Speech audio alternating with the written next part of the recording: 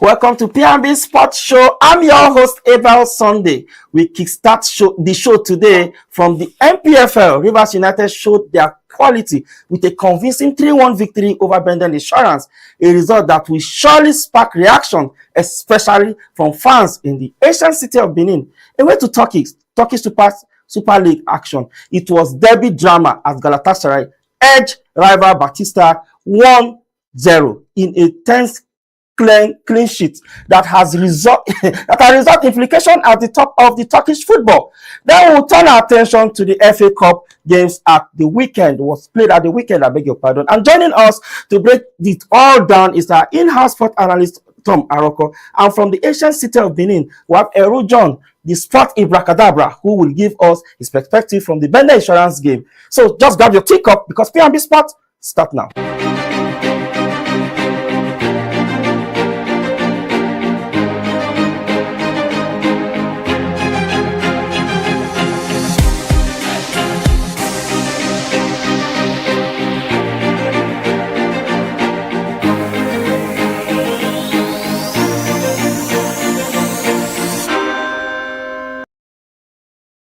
Welcome back. It's P&B Sport reaching you live from the nation's capital. And I have the Bacadabra Sport from the Asian City of Benin. Eru, good morning, and how is Benin this morning? Good morning, Mr. Abel. Benin is fine. Edo is shining.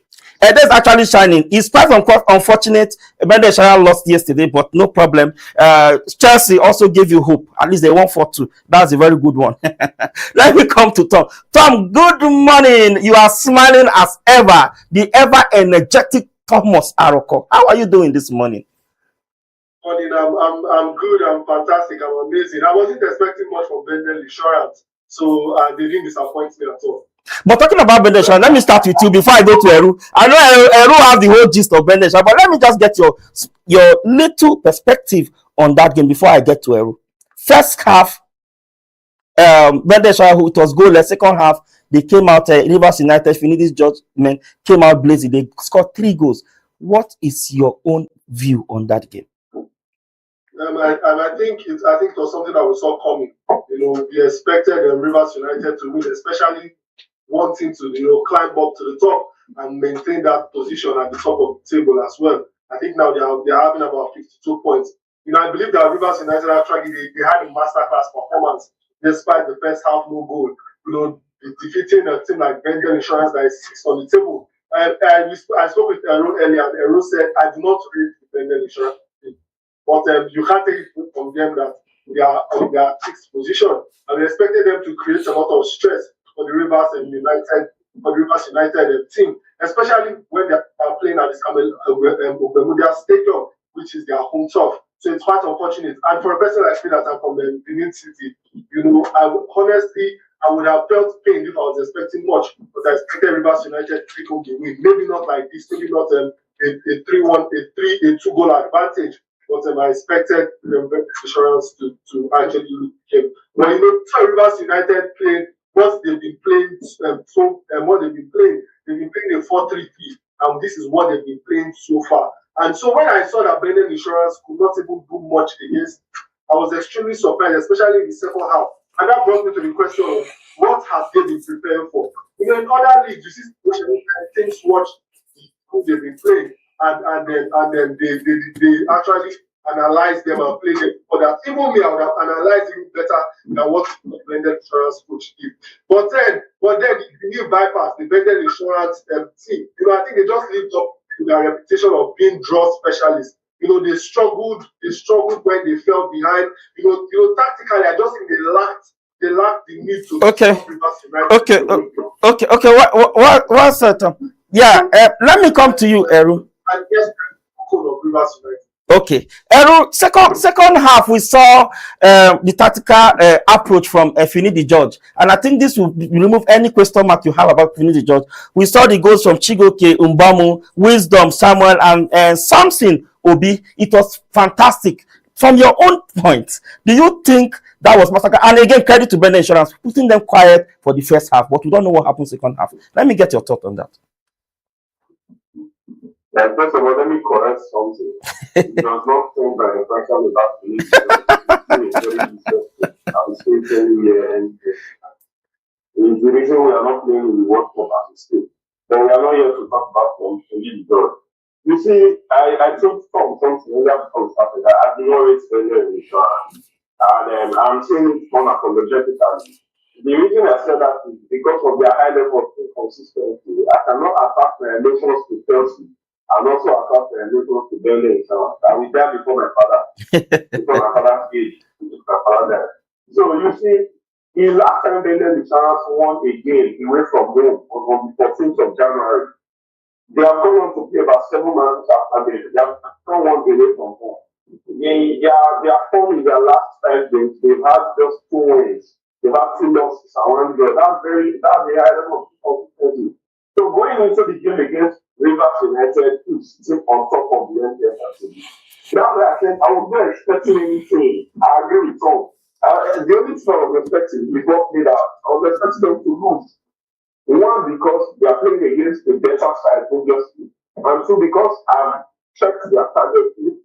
They struggle to win games away from the Samuel Ogbemodia Stadium in the East. So it's for me, it was the regular pattern. They followed the same pattern that they have been following for quite some time now. Yeah, that's what I say.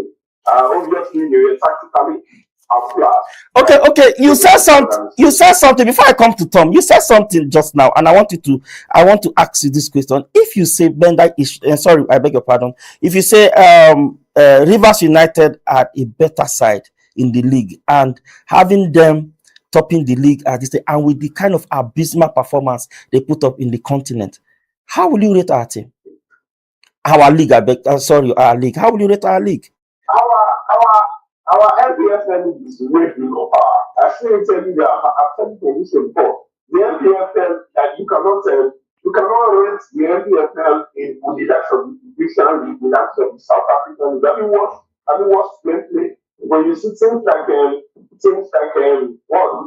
Sundowns, when you watch them play, you know that the MPFL was coming up. I just sincerely hope and pray that we eventually get to a level where we have a sports commission or a presidency that will actually invest so much in our local sports, in our local league. It is even now, I think, even now that they are coming up a bit better because in the worst and least. Have you seen our stadiums? Have you seen the way we play? Have you seen the caliber of that we have in our local leagues? They are not seem to actually, when you see the likes of the Egyptian team, the likes of the South African national team, they are always 70% dominated by their home-based players. And this because the players are good, the league is working very well. So I don't rate the NPFL so much. They are below average in all ramifications. Okay. What's that? But you still not deny the fact that we have a certain Ahmed Musa that has played all over the world and is still playing in our league right now. But that's the story for another time. Let me come to you, Tom. Tom, with 2 games in hand, remember there's 2 point clear above Rangers. With that, can you say clearly that already this season they've won the title? Who is that? Who won which title? I'm talking about Rivers United. No. I think for Rivers United, I think for Finidi George, he has a point to prove, and that's what he's doing. I think he's trying to show everybody that it's not because of the team he won this week last time, but that he has something actually to prove. And I think with 2 goals ahead, I think probably with 2 goals left, 2 games left, 2 points ahead of Rangers. Yes, games left, 2 points ahead. I think it's the pendulum can also. Sorry, not 2 games left. 2 games in hand. They have 2 outstanding games. You understand? Ahead, yes. 2 points. Yeah. Yes. Also 2 games left. Yes. I think for me, with the way they played at Bendel Insurance I think that we're expecting them to win this year. I think they did fantastic, and I think that they should take it home. Okay, well said. I think we've done justice to that, and of course, a certain Ahmed Musa also scored the only goal against Bendel FC this weekend. So you cannot say that we don't have qualities. We have qualities in our MPFL, but we'll have this discussion. Do I have would have let this happen from the It's okay. It's okay, but he scored. That's the most important thing. He scored. Okay, let's move over to Turkey. And a certain Victor Osimhen has been doing us proud there in the Turkish league, scoring the only goal that made them go 7-point clear in the Turkish league. But let me start with Tom. With that, with Osimhen's goal, only goal in the 39th minute, what can you really tell us about Victor Osimhen in that Galatasaray team? Victor Osimhen has been fantastic this season. He has been fantastic in the Champions League. He has been fantastic so far in every league in every league that they've touched. I think that's one thing that came to mind is that I think he realized that this was an Istanbul derby, and he said, you know what, we have to galvanize, we have to play this match. And I think the Besiktas side were not, they did not. I don't think they planned well for a player like Victor Osimhen. Because just tell me, how do you leave a player like Victor Osimhen that open to get a header like that? Because left to me, if you give Victor Osimhen that space 10 times, out of 10 opportunities, he's going to score at least 8 out of 10. And I think that's where they made the mistake, allowing the cross to come in and leaving Victor Osimhen wide open in front of the goalkeeper. But I think that it was fantastic. I think the Galatasaray side, they played the high press very, very well. I think that, yes, in the second half, they decided that they were going to play low block, to see how they could, balance it. And they played fantastically well. I think that they did well when they decided to track the ball, to mark the ball, and also mark the man. Because you could see that they did not give enough space with the ball and with the man. They were always on the ball and always on their man. So it was quite fantastic. But for the Besiktas side, we saw that they were obviously under pressure to perform at home. I think they struggled a lot with a lot of transition defense. But they maintained a lot of, they tried with possession as well. But I think they lacked that defensive spark. I think they lacked the finishing. I think in the second half they also had an opportunity to score, but they missed that as well. But it was extremely fantastic. But I want to also correct something. The goal was, I think this is his 18th goal in the season, and it's a fantastic one for him. Okay, let me come to you, Eru. Can you give credit to Galatasaray maintaining clean sheet after Sene's red card? They were able to keep that clean sheet till the end of the game. Can we give credit to Galatasaray's defense? Of course. It's not something that everybody can do. It's not something that every team can agree. Especially playing a derby man. That was one of the biggest derby in the Turkish league. Besiktas, Galatasaray, and Istanbul derby. So you get all accolades and things. Even after getting the red card, they were able to maintain a clean sheet. It wasn't just the derby. They were playing against a team that was fourth on the table. A team that needed the win as much as they needed it. So going on to a clean sheet and winning that game the way they did, even after the red card, it needs kudos to them. That's not a feat that everybody can achieve. Despite a team match unbeaten for Besiktas, they came to this game no shot on target. Can you beat that? Sometimes football does not want to say every day is not Christmas, as they say in the news. Every day is not Christmas. Football doesn't work in the same way all the time. Before you go into games, you have teams go on to work. Even when they have a man, even when their opponent have one man down, have a man down rather. It's possible. The Manchester United lost to a team that was 10 man.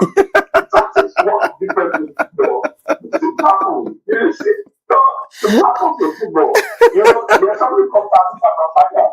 There's something about football. One thing about Chelsea fans. Allow him to finish. Tom, can you allow him to finish? Let him finish, please. Land on your point. Yeah. There's something I want to make you understand. When teams get a red card or confirmed injuries, there's one thing to don't say the same. It's automatically alter the tactical plan of the coach for that match. Because I don't think you plan to play a match with 10 men, or you plan to play a match with 5 injured players. No, you plan with a complete 11 players. Although you always have backup plans. And so when this tactical set up his portal, you have to switch it up to something different entirely to switch the narrative. That's why if you were to get better, some things you begin to play defensive, some things you even surprisingly don't come all out. It takes a very quality side to maintain that type of strategic play like their complete level. You understand? So I think they got there are certain teams against the that they were able to outclass them even with the rest and it gave them the desired result. Okay, well said, Tom. As we try to wrap up this Osimhen's matter, it was rumored that Osimhen will be leaving to rumor yet. We don't know how true it is. Will be leaving Galatasaray to Liverpool. I think that is a destination that he might find himself next to Liverpool.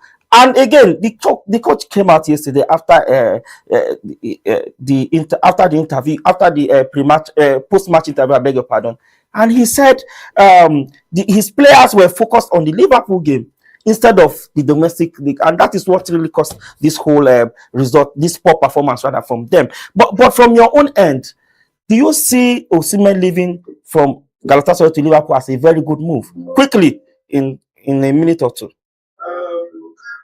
Honestly, I think that yes, I see it as a good move for him. You know, this is a person that has played in Italy. This is a person that has played in Turkey. This is a person that has shown himself worthy in the AFCON. This is a person that has shown himself worthy in the lower divisions of the World Cup. You know, this is a player that's fantastic. So we want to see him play. You know, one thing about great players is that you don't expect them to stay in one league. You expect them to move. And we expect that he might be moving to Liverpool, but it also depends on the agreement. And I think that right now that he's a player that Liverpool needs. I think that there's something that Ero always says. The reason why Victor Osimhen has probably not won a Ballon d'Or, not yet, or he has not been nominated, you know, or he has not been a strong contender of the Ballon d'Or, is because it's from Africa. He has been nominated. He finished 8th one time. He has not been a strong contender. Okay. He has not been a strong contender. I do not say he has not been nominated. Okay. He has not been a strong contender. It's because he's from Africa. But one thing that we expect is that, but maybe by the time we see that he has touched Napoli, touched Galatasaray, and then touched Liverpool, and we see that he has strong performance in Liverpool, he might get nominated over time. So yeah, so it's a fantastic one for Osimhen. We expect him to move sooner or later. If you are to pick for Osimhen, if Real Madrid and Liverpool is coming for Osimhen, which one would you have preferred? Real Madrid. All right, let's go. Okay. All right, let's go on a very short break. When we come back, we'll come and talk about everything that happened in the FA Cup in the weekend. Don't go anywhere. We'll be right back.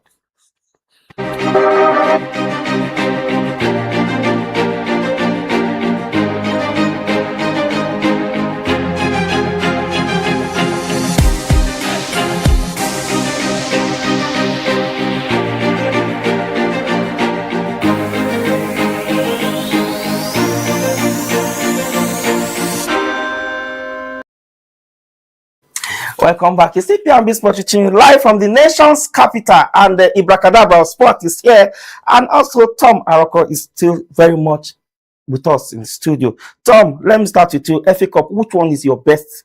Why are you always starting with you? I want to. Okay, let me start with Eru then. If that's the case, no problem. Eru, which one is? Eru, which one is your best game so far? This game at the weekend in the FA Cup. In theory, game, I mean, I support Chelsea. And I understand why I think the not start to say, you know, you are losing his name. Manchester United. But the thing in the FA Cup is the loss in the English Premier League. So what do you expect? So, you know, the game against Chelsea was a very dramatic game. As much as I wasn't happy, because I didn't expect Chelsea to play West Ham and go to extra time. That's the team who can compete in regular time. Who can even enter match in the first half. But then, having to play them and then go on from, they even have to get a red card for Chelsea to be able to beat them. It wasn't something that was really pleasing to me. But like you said earlier, I would take the win. And I'm particularly very happy for Ganacho. Yeah, the reason why everybody can know this is not that I don't like Ganacho for any reason. I've never liked Ganacho. But I'm particularly happy for it that he's beginning to prove a point. He's beginning to try his best to prove me wrong. And that's a very good one for the team. So I'm particularly happy for him and his performance. But then I'll take the Chelsea's game as my favorite. Okay, before I come to you, Tom, this weekend we have the FA Cup is full of drama. That is where you see where the David killed. In fact, David always killed the Goliath. We saw what happened to Sunderland, how they were dumped. They were dumped out of the Champions. Sorry, I beg your pardon. FA Cup. We saw also what happened to Fulham. It's Southampton. Southampton defeated Fulham 1-0, and a whole lot of drama like that across England. But Tom, let me get your own perspective on the FA Cup this weekend. I think the FA Cup was happened as expected. I think maybe the reason I would not expect from the FA Cup was probably Fulham's performance and Sunderland as well. But honestly, in the pre-match analysis, I said something. I said wherever the pendulum falls for, hold a lot of water for most football fans. But I think what really held the ground for most football fans was a match like Chelsea, Wrexham, and probably the big names, because we saw a lot of matches that had to do with the David and Goliath. But I would like to agree with Eru. The match that stood out for me, obviously, was the Chelsea Wrexham match. And I think once you are talking about a team like Chelsea, I don't think Eru should be complaining at all. I think the most important thing is that they got the win. When I watched that match, I watched it with some of my friends. And when we watched it, some of them were complaining that William rest some players. Do you expect him to play Enzo Fernandez, Moses Caicedo, Reece James, Kopama, João Pedro for so long, and Cucurella for a match against Wrexham when you know you are going to be playing a team like PSG in mid. If I'm there, I'm going to do exactly what he did. But I think that one player that stood out for Chelsea team is João Pedro. It seems like he can't stop scoring at this point. It seems like because Liam Osimhen has been talking to him and has been comparing him with the likes of Mbappe, he has decided that, you know what, I'm going to give the performance that Liam Osimhen expects from me. But I think for the Chelsea side, what I saw in the Chelsea side that wasn't too good, that didn't really help them in the Wrexham match was the substitutions. I think the substitutions were not good at all. I think they didn't do well in substitutions. And also, what is it with this winger pairing of Neto and Garnacho? I think he can never take Chelsea anywhere. I think Neto, left to me, I think Neto he always has his head low. I think he has a low football IQ. I think he doesn't even look for a pass and doesn't even check for his full backs that are overlapping him. Neto was not interesting at all to watch all day. Then also Garnacho, even if he had a goal, I think he has a lot of sitting up to do. But for Chelsea and maybe a team like Liverpool, I think this is their last opportunity to get a trophy. And you know that there's something that a silverware does. The silverware galvanizes the team and also gives the team a lot of confidence moving forward. So I think that this is the only opportunity. And if they miss the FA Cup, too bad for them. Okay, well said. Eric, seems like you want to say something. Please stop. I agree with Tom that I agree with him that I don't have a problem with his choice of players that started the game. I don't expect him to start with that some Kupama against us. And like I said, that's something. Messi is too big a side to even take that game to start and interested. The only reason I'm not happy with the performance is because it was, allowed me to stay the dream center longer than I should.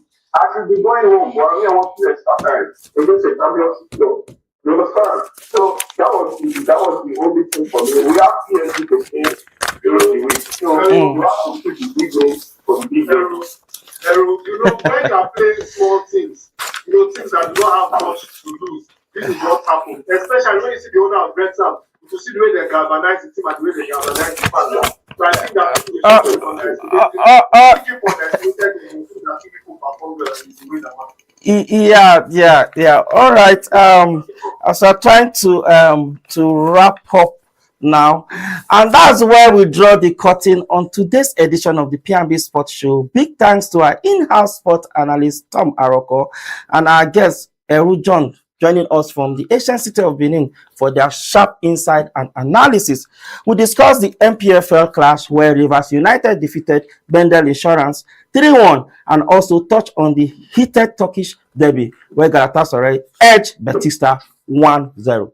For more information, you can follow us on all our social media platforms on YouTube and Facebook at Politics&BusinessTV.English, on IG at PNBTV_English, on X at PNBTV_ENG. I'm Abel Sunday for me and the entire team here in Abuja. Goodbye.